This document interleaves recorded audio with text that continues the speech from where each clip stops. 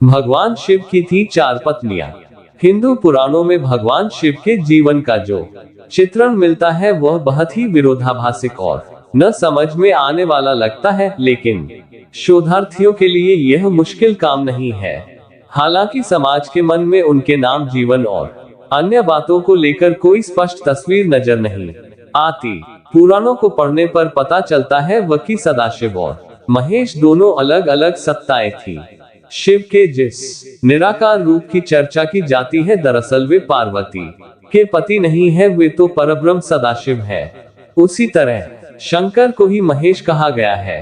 उक्त सभी से पहले हमें रुद्र के बारे में वेदों से ज्ञान प्राप्त होता है। खैर, ये एक अलग विषय है। अभी तो यह समझे कि ब्रह्मा के पुत्र राजा दक्ष की बेटी सती के पति भगवान शिव की कितनी पत्नियां थीं। माता सती के ही है शक्तिपीठ। पुराणों के अनुसार भगवान ब्रह्मा के मानस पुत्रों में से एक प्रजापति दक्ष कश्मीर घाटी के हिमालय क्षेत्र में रहते थे। कुछ लोग इनका स्थान कहीं और बताते हैं। प्रजापति दक्ष की 2 पत्नियां थी, प्रसूति और वीरनी। प्रसूति से दक्ष की 24 कन्याएं जन्मी और वीरनी से 60 कन्याएं। इस तरह दक्ष की 4 पुत्रियां और हजारों पुत्र थे। दक्ष की सभी पुत्रियों को किस न किसी रूप में भारत में पूजा जाता है और सभी को माता दुर्गा से जोड़कर देखा जाता है। राजा दक्ष की पुत्री सती की माता का नाम था प्रसूति। यह प्रसूति स्वयंभू मनु की तीसरी पुत्री थी। सती ने अपने पति की इच्छा के विरुद्ध कैलाश निवासी शंकर से विवाह किया था। हालांकि प्रजापति दक्ष ने ब्रह्मा की सलाह से ही भगवान शंकर को अपनी पुत्री ब्याही थी, लेकिन दक्ष इस विवाह से संतुष्ट नहीं थे।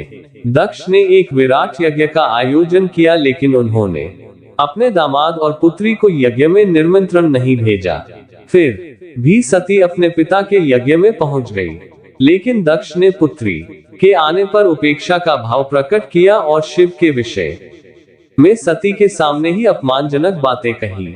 सती के लिए अपने पति के विषय में अपमानजनक बातें सुनना हृदय विदारक और घोर अपमानजनक था। ये सब वह बर्दाश्त नहीं कर पाए और इस अपमान की कुंठावश उन्होंने वहीं यज्ञ कुंड में कूदकर अपने प्राण त्याग दिए। सती को दर्द इस बात का भी था कि वह अपने पति के मना करने के बावजूद इस यज्ञ में चली आई थी और अपने 10 शक्तिशाली 10 महाविद्या रूप बताकर डराकर पति शिव को इस बात के लिए विवश कर दिया था कि उन्हें सती को वहां जाने की आज्ञा देना पड़ी। पति के प्रति खुद के द्वारा किए गया ऐसा व्यवहार और पिता द्वारा पति का किया गया अपमान सती बर्दाश्त नहीं कर पाए और यज्ञ कुंड में कूद गई। बस यहीं से सती के शक्ति बनने की कहानी शुरू होती है। दुखी हो गए शिव जब ये खबर सुनते ही शिव ने वीरभद्र को भेजा, जिसने दक्ष का सिर काट दिया और यज्ञ भूमि को तहस नहस कर दिया। बाद में दुखी होकर सती के जले हुए शरीर को शिव ने अपने सिर पर धारण कर तांडव नृत्य किया और धरती पर भ्रमण करने लगे।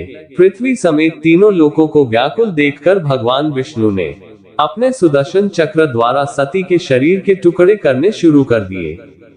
शक्तिपीठ इस तरह सती के शरीर का जो हिस्सा और धारण किए आभूषण जहां जहां गिरे वहां वहां शक्तिपीठ अस्तित्व में आ गए। देवी भागवत में 108 शक्तिपीठों का जिक्र है, तो देवी गीता में 72 शक्तिपीठों का जिक्र मिलता है।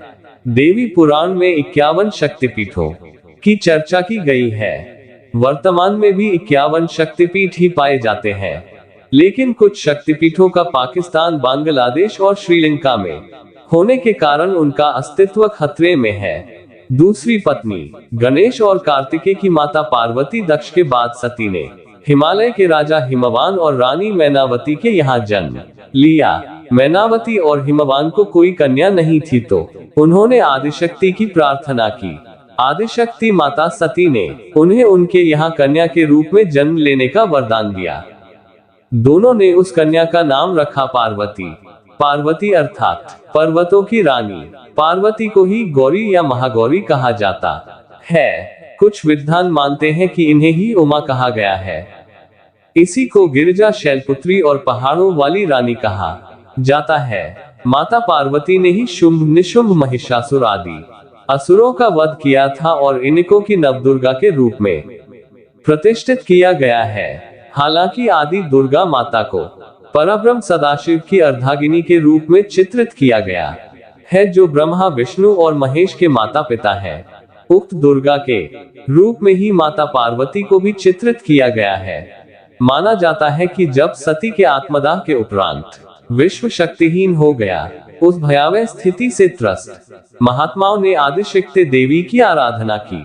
तारक नामक दैत्य सबको परास्त कर त्रैलोक्य पर एकाधिकार जमा चुका था। ब्रह्मा ने उसे शक्ति भी दी थी और यह भी कहा था कि शिव के औरस पुत्र के हाथों मारा जाएगा।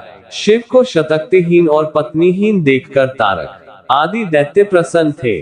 देवतागण देवी की शरण में गए। देवी ने हिमालय हिमवान की एकांत साधना से प्रसन्न होकर देवताओं से कहा, हिमवान के घर में मेरी शक्ति गौरी के रूप में जन्म लेगी। शिव उससे विवाह करके पुत्र को जन्म देंगे जो तारक वध करेगा।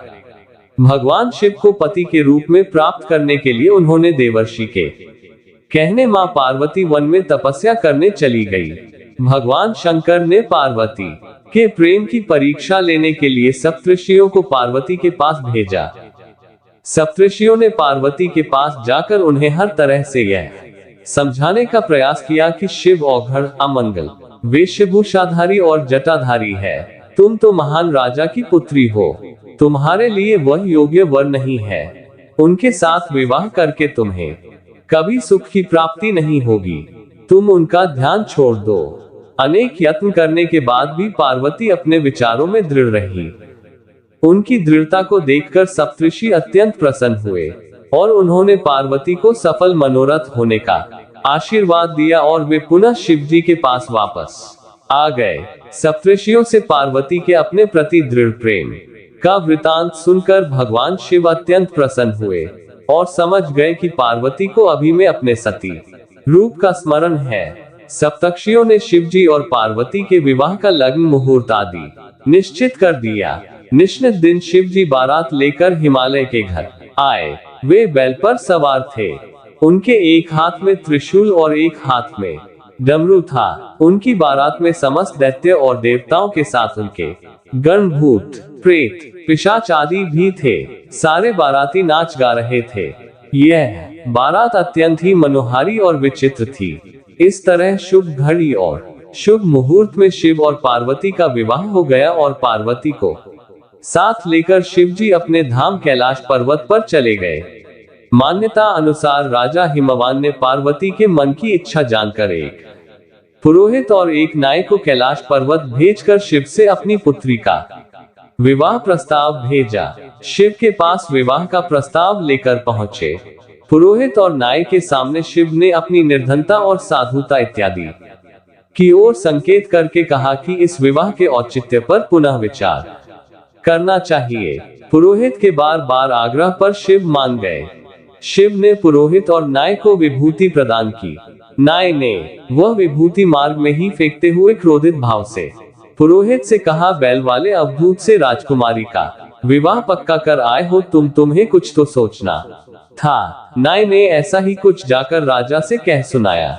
पुरोहित का घर विभूति के कारण धन धान्य रत्न आदि से युक्त हो गया, लेकिन नायक को कुछ नहीं मिला। तब नायक को विभूति का राज पता चला और उसने पुरोहित से आधा धन देने का आग्रह किया। तब पुरोहित ने कहा कि इसके लिए तो तुम्हें शिव के पास ही जाना होगा।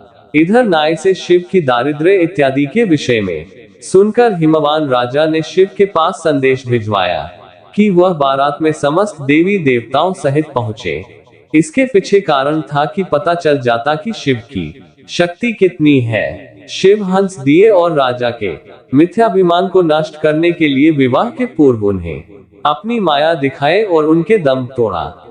इन्हीं पार्वती के 2 पुत्र और 1 पुत्री है। पुत्र गणेश, कार्तिकेय और पुत्री वनलता। माना जाता है कि जिन एकादश रुद्रों की बात कही जाती है वे सभी ऋषि कश्यप के पुत्र थे। उन्हें शिव का अवतार माना जाता। तीसरी पत्नी माता उमा पार्वती को ही उमो कहा जाता था या कि उमा नाम से एक अलग देवी थी, यह जानना जरूरी है। देवी उमा को भूमि की देवी भी कहा जाता है। माँ उमा देवी दयालु और सरल हृदय की देवी है। आराधना करने पर वह जल्द ही प्रसन्न हो जाती है। उमा के साथ महेश्वर शब्द का उपयोग किया जाता है, अर्थात महेश और उमा। हो सकता है कि जब शंकर जी महेश रूप में आए तब पार्वती भी उमा हो गई। कश्मीर में एक स्थान है उमा नगरी। यह नगरी अनंतनाग क्षेत्र के उत्तर में हिमालय में बसी है।